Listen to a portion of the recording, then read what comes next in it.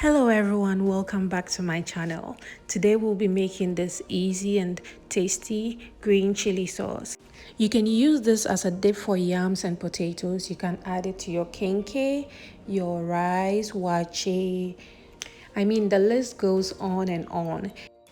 Another good thing about this sauce is that it can be used as a marinade for grilling or cooking fish, chicken, or meats. For this recipe today, I used a bunch of green peppers that were available to me and that I could find at my local grocery shop. So I used Anaheim peppers, poblano peppers, Serrano peppers, and green bell peppers. I paired that with some cilantro, spring onions or scallions, some ginger, and garlic. And not forgetting some onions. So this is all going to come together in a blend to create the perfect pepper mix for this green chili sauce.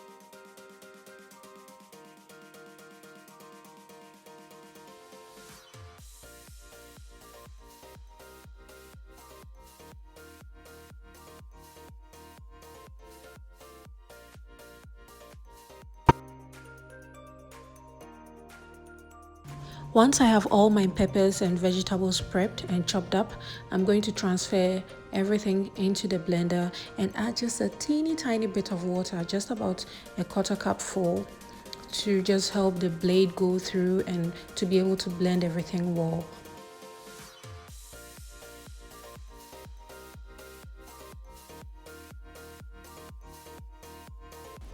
The first part of our peppers has been blended with a little bit of water, and now this mix is going to help us blend the rest of our peppers and vegetables without the need to add any water whatsoever.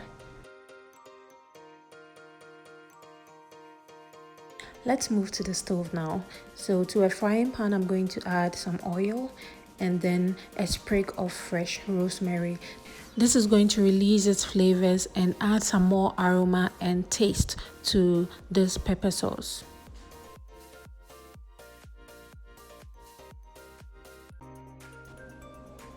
I'm now going to go ahead and add my blended pepper mix. And guys, don't be like when Palmer, use a bigger frying pan or a bigger saucepan. But thank goodness this didn't bubble over and it just calmed down almost immediately. But guys, look at all this green, it just makes everything so beautiful.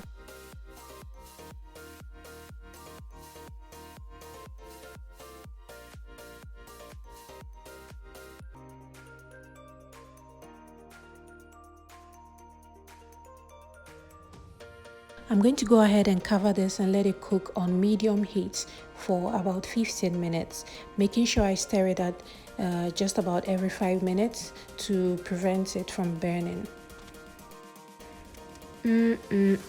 My house at this point was smelling so good. I'll then go ahead and add some white pepper, 2 small maggi bouillon cubes, and some salt. And everything at this point is to your taste, so you can pretty much add whatever spices you prefer or you like.